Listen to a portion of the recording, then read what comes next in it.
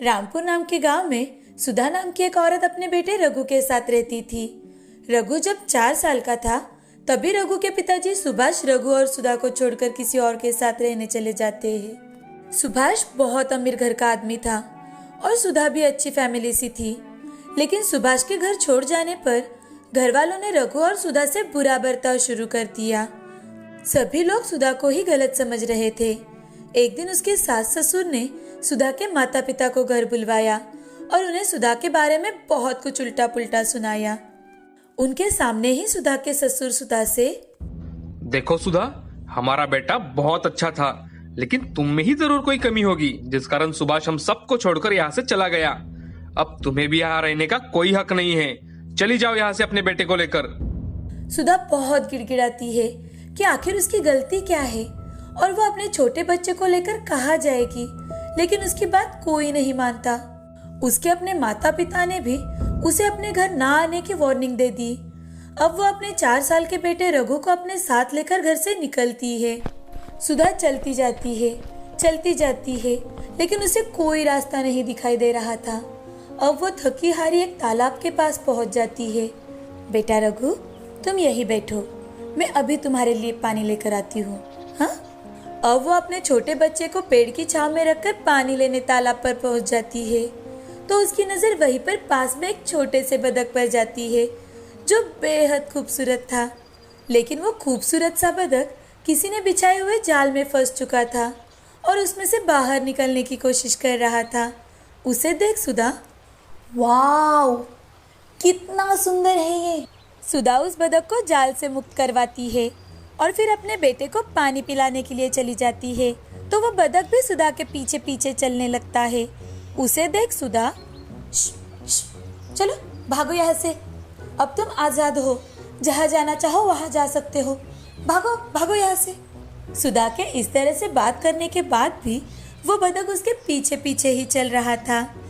अब सुधा अपने बच्चे को गोद में उठा लेती है और उस बतख को प्यार से पुचकारती है और उससे, तुम तो मेरा पीछा ही नहीं छोड़ रहे हो। एक तो हम दोनों को घर से निकाल दिया गया है और तो और हम दोनों का रहने का भी कोई ठिकाना नहीं है, न खाने का। मैं तुम्हें कुछ नहीं दे सकती, चलो जाओ अपनी राह पर। लेकिन फिर भी वो सुंदर सा बतख उसके पीछे पीछे ही चल रहा था। अब वो एक गांव में पहुंच जाते हैं जहाँ पर सुधा अपने लिए काम मांगने लगती है।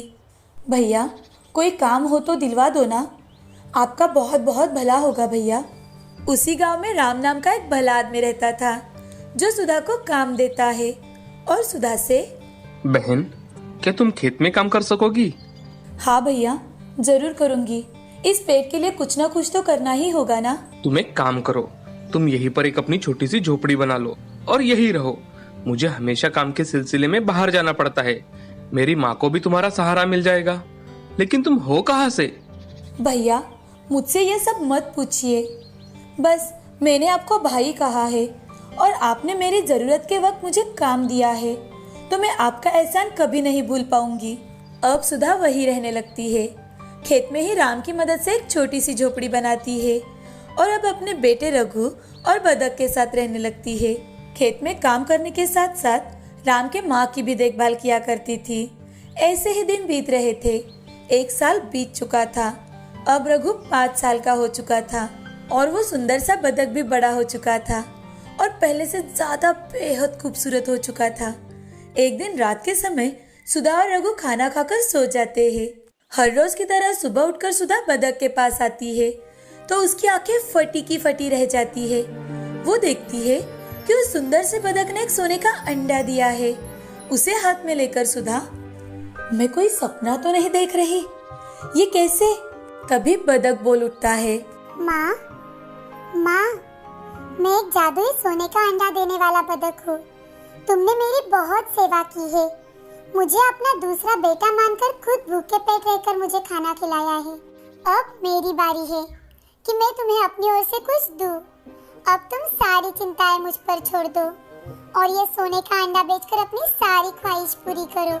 ये सुनते ही सुधा उस बतख को गले लगा लेती है और उसकी आंखों में से आंसू आने लगते हैं। अब वो बतख हर रोज एक सोने का अंडा देता है और सुधा उस अंडे को राम के हवाले कर शहर बेच कर आने के लिए कहती है।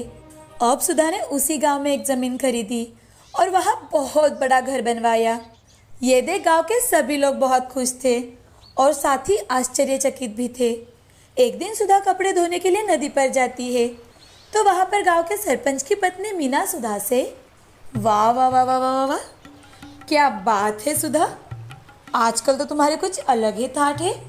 जब इस गांव में आई तब तो तुम्हारे पास कुछ भी नहीं था, अब क्या कोई खजाना बिजाना मिल गया है क्या तुम्हें? सुधा बेचारी भोले मन से सब कुछ मीना को बता देती है। सुधा की बातें सुन मीना के मन में लालच आ जाता है। वो घर जाकर अपने पति मनोज को यह सारी बात बता देती है। मनोज सिर्फ सरपंच नहीं था, वो इस गांव का सबसे अमीर इंसान था, लेकिन फिर भी लालच के कारण रात के समय मनोज और मीना दोनों मिलकर सुधा के घर घुस जाते हैं और वो सोने का अंडा देने वाले बतख को चुराने की कोशिश करते हैं, लेकिन बतख जोर जोर से चिल्लाने लगता है। उसका शोर सुनकर सुधा भागते हुए बतख के पास जाती है। तब तक मनोज और मीना वहां से भाग चुके थे। सुधा को देखकर बतख भी शांत हो चुका था। सुधा रात भर वहीं पर सो जाती है। अब दूसरे ही दिन से मनोज उस बतख पर नजर रखने लगता है ताकि जब वो अंडा देकर बाहर जाए तो मनोज उसे उठा ले, चुरा ले। एक दिन बतख सुबह अंडा देकर बाहर घूमने के लिए निकलता है, तभी मनोज वो अंडा चुरा लेता है और अपने घर जाकर मीना को दिखाता है। उसे देख मीना, देखा देखा, मैंने कहा था ना कि ये सोने का ही अंडा है जिस कारण सुधा अमीर होती जा रही है, उसने खुद मुझे बताया था। मीना, अब मैं इसे अपनी तिजोरी में रख देता हूँ ताकि किसी को हम पर शक न हो। हाँ जरूर, कुछ दिन बीत जाने के बाद हम इसे बेचेंगे। और हाँ, आप हर रोज जाकर देखिएगा, शायद हमें और ज्यादा अंडे मिल जाए। हाँ, इससे हम पूरे गांव में सबसे अमीर बन जाएंगे। अब मनोज अंडे को तिजोरी में रख देता है। हर रोज की तरह सुबह उठकर सुधा जब बतख के पास जाती है तो उसे अंडा कहीं नहीं दिखाई देता।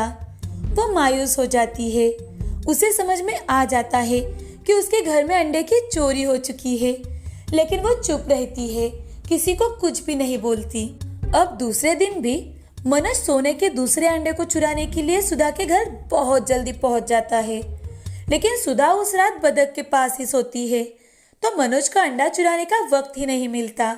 अब वो घर जाकर तिजोरी में रखे हुए सोने के अंडे को देखने के लिए जाता है। जैसे ही वो तिजोरी खोलता है तो देखता है कि उसमें अंडे के साथ साथ बाकी के सारे पैसे, सोना, चांदी सब कुछ राख हो चुका है। ये देखकर वो जोर जोर से मीना को आवाज लगाने लगता है। अरे अरे मीना, जल्दी आओ यहाँ, ये देखो हमारे साथ क्या हुआ है। मीना ये देख जोर जोर से रोने लगती है, अपनी किस्मत को दोष देने लगती है और साथ ही अपनी गलती पर पछतावा करती है। हाय, मैं लुट गई, हमारे लालच ने हमें क्या से क्या बना दिया है भगवान। मीना, रो मत, देखो हमारे लालच के कारण ही ये सब हुआ है। अब से हम ये कसम खाएंगे कि आज के बाद हम कभी लालच नहीं करेंगे और कोई चोरी नहीं करेंगे, सबसे अच्छे से रहेंगे। अब जो हुआ सो हुआ, इस जादुई अंडे ने हमें हमारे लालच के कारण सबक सिखाया है। अब वो दोनों मिलकर सुधा के घर जाते हैं, उसे सारी घटी घटनाएं बताते हैं और उससे माफी भी मांगते हैं। अब वो दोनों सरल रास्ते से चलने लगते हैं और दूसरी ओर सुधा बहुत खुशी खुशी अपने बेटे और बतख के साथ रहने लगती है। अब दिन ब दिन वो तरक्की करती है, साथ ही गांव के हर जरूरतमंद को भी मदद करती है। गांव में सड़कें बनवाती है, तालाब बनवाती है, पूरे गांव को वो हरा भरा कर देती है।